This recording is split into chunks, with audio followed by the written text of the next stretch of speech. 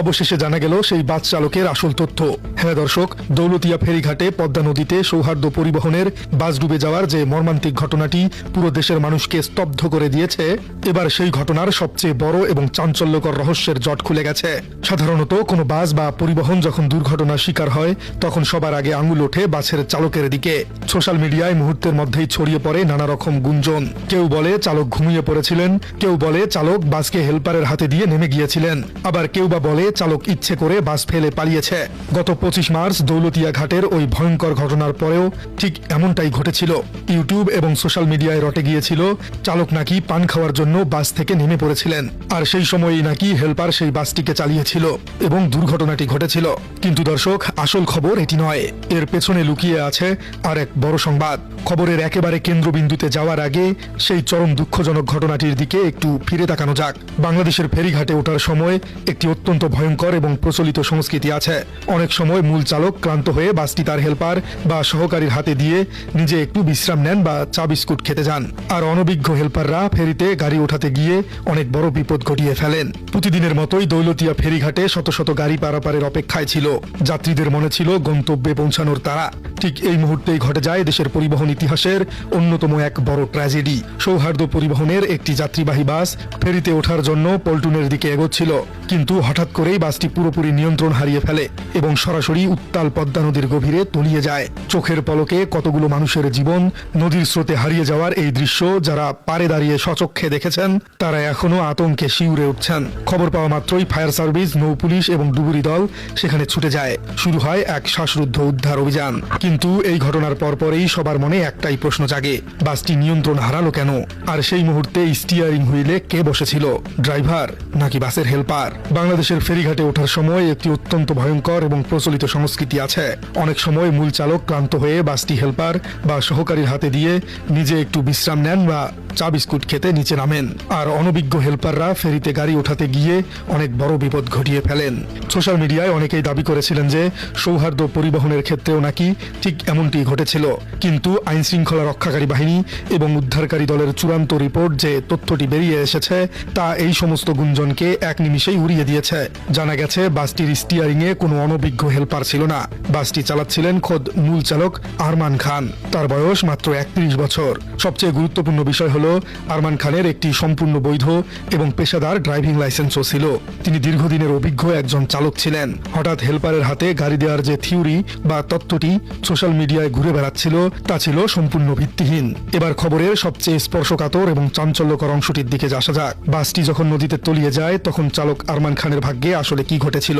ঘটনার পরপরই ইউটিউব এবং ফেসবুকে কিছু ভিউ শিকারী চ্যানেল সম্পূর্ণ ভুয়া এবং মন গড়া একটি খবর প্রচার করতে শুরু করে। ফেরিতে ওঠার আগে বাসের চালক নাকি পান খাওয়ার জন্য বাস থেকে নিচে নেমেছিলেন, আর সেই সুযোগেই বাসটি একা একাই নদীতে গড়িয়ে পড়েছে, যেই খবরের আসলে কোনো ভিত্তি নেই। চালক আরমান খানের বাড়ি রাজবাড়ীর বালিয়াকান্দি উপজেলার পশ্চিম খালখোলা গ্রামে।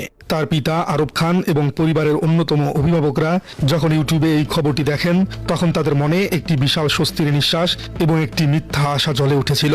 কারণ তারা ভেবেছিল আরমান খান তাহলে জীবিত আছেন, কিন্তু ততক্ষণে আরমান খান নিজেও সেই গাড়িতে পানির নিচে ডুবে মারা গেছেন। অর্থাৎ এই বাসটি আরমান খান নিজেই চালিয়েছিলেন। যখন তার পরিবার এইসব ভুয়া খবরগুলো দেখল তখন তারা সত্যিই বিশ্বাস করে নিয়েছিলেন যে তাদের আদরের সন্তান আরমান হয়তো বাস থেকে নেমে পান খেতে গিয়েছিল, হয়তো সে সত্যিই বেঁচে আছে, হয়তো ভয়ে সে এখন পুলিশের কাছ থেকে লুকিয়ে আছে এবং পরিস্থিতি শান্ত হলে ঠিকই রাতের আধারে বাড়ি ফিরে আসবে। পিতা আরব খান এবং পরিবারের অন্য সদস্যরা এই মিথ্যা আশাটুকু বুকে ধারণ করে পরম করুণাময়ের কাছে শুকরিয়া আদায় করেছিলেন। তারা ফোনের দিকে তাকিয়েছিলেন কখন আরমান তাদেরকে কল করে বলবে, বাবা আমি বেঁচে আছি, আমি ভালো আছি। কিন্তু সকল খবরকে মিথ্যা প্রমাণ করে দিয়ে কিছুক্ষণের মধ্যেই আরমান খানের পরিবারের সেই মোবাইল ফোনটি বেজে উঠল। তবে ফোনের ওপাশে আরমান ছিল না, ছিল উদ্ধারকারী দল এবং প্রশাসনের কর্মকর্তারা। তারা ফোন করে আরমান খানের পিতাকে এমন একটি খবর দেন যা শোনার জন্য এই পরিবারের পায়ের তলার মাটি আক্ষরিক অর্থেই সরে যায়। প্রশাসন থেকে অত্যন্ত ভরাক্রান্ত কণ্ঠে জানানো হয় যে আরমান খান শেষ মুহূর্ত পর্যন্ত বাসের স্টিয়ারিং ধরে তার যাত্রীদের বাঁচানোর আপ্রাণ চেষ্টা করেছিলেন এবং সেই বাসের ভেতরেই আটকা পড়ে তিনি না ফেরার দেশে পাড়ি জমিয়েছেন। ডুবুরি দল বাসের ভেতর থেকে তার নিথর দেহটি উদ্ধার করেছে। প্রশাসন থেকে পরিবারকে চালককে দ্রুত ঘাটে এসে তার লাশটি শনাক্ত করে নিয়ে যাওয়ার জন্য বলা হয়। এই একটি ফোন কল ওই পরিবারের সব মিথ্যা আশাকে এক নিমিষেই চরম এক হাহাকারে পরিণত করে দেয়। এই মর্মান্তিক ট্র্যাজেডির সবচেয়ে বেদনার জায়গাটি কোথায় জানেন? অন্যান্য যাত্রীর পরিবারের মতো ৩১ বছর বয়সী এই তরুণ চালক আরমান খানের ঘরেও রয়েছে দুটি ফুটফুটে অবুঝ সন্তান। যেই বাবা প্রতিদিন গাড়ি চালিয়ে এসে সন্তানদের মুখে খাবার তুলে দিত, সেই বাবা আজ চিরদিনের মতো হারিয়ে গেল। আরমান নিজেও হয়তো চেষ্টা করেছিল যাত্রীদের জীবন বাঁচাতে, কিন্তু বাসের ভেতরে ভুলটি আসলে কোথায় ছিল তা এখন পর্যন্ত কেউ জানে না। তবে আরমান যে ইচ্ছে করে এমনটি করেনি তা অনেকটাই প্রমাণিত। তবে কোনো যান্ত্রিক গোলযোগ নাকি অন্য কোনো কারণে এমন ঘটনা ঘটল সেটি এখন তদন্তের বিষয়। আরমান খান তো একা যাননি, তার সাথে ওই সৌহার্দ্য পরিবহনের বাসে ছিল অসংখ্য সাধারণ যাত্রী। শেষ খবর পাওয়া পর্যন্ত ওই ঘটনায় মোট মৃতের সংখ্যা ২৬ জনকে ছাড়িয়েছে। ২৬টি তাজা প্রাণ মানে ২৬টি আলাদা পরিবার, ২৬টি আলাদা স্বপ্ন, যা মাত্র এক মুহূর্তের ভুলে পদ্মার কালো জলে চিরতরে হারিয়ে গেছে। এখনো সেখানে উদ্ধার অভিযান চলছে। ডুবুরিরা জীবনের ঝুঁকি নিয়ে তল্লাশি চালাচ্ছেন। নদীর পাড়ে এখনো অনেক স্বজন তাদের প্রিয়জনের সন্ধানে প্রহর গুনছেন, চোখের জলে বুক ভাসাচ্ছেন। এই ট্র্যাজেডিটি দেশের যোগাযোগ ব্যবস্থার ইতিহাসে একটি বিশাল এবং দগদগে ক্ষত হিসেবেই চিহ্নিত হয়ে থাকবে। এই পুরো ঘটনাটি আমাদের সমাজের একটি চরম বেদিকে উন্মোচিত করে দিয়েছে। তা হলো আমাদের নিরাপদ সড়ক ব্যবস্থার ভয়ঙ্কর অবনতি। বাংলাদেশের পরিবহন সেক্টর যেন একটি যুদ্ধের মতো। কখন কোথায় কার প্রাণ যাবে তার কোনো ইয়ত্তা নেই। এর কোনো সমাধানও সরকার দিতে পারে না। আর এভাবেই ঝরে যায় শত শত পরিবারের বেঁচে থাকার শেষ সম্বলটিও। প্রিয় দর্শক, আপনার কি মনে হয় এই বাস দুর্ঘটনায় আসলে কোন বিষয়টিকে জড়িত বলে আপনার প্রাথমিকভাবে মনে হয়? দোষ কি সেই চালকের, নাকি বাসের ইঞ্জিনের মধ্যেই কোথাও গোলমেল ছিল? একজন বাস চালক কি ইচ্ছে করেই ২৬টি প্রাণ সহ তার নিজের জীবনও এভাবে বলি দিতে পারে? কমেন্টে জানিয়ে দিন আপনার মূল্যবান মতামত। চালক যদি পলায় যেত তাহলে আজকে লাশ নিতে আসতাম না আমরা, বুঝছেন? দুঃখের সাথে বলতেছি যে সব ভুল নিউজ দিবেন না আপনারা।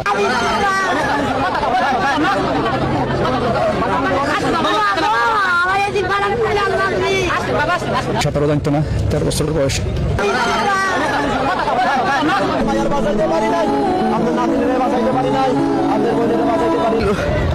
আমার বোন ছিল আর আমার ভাগ্নে ছিল।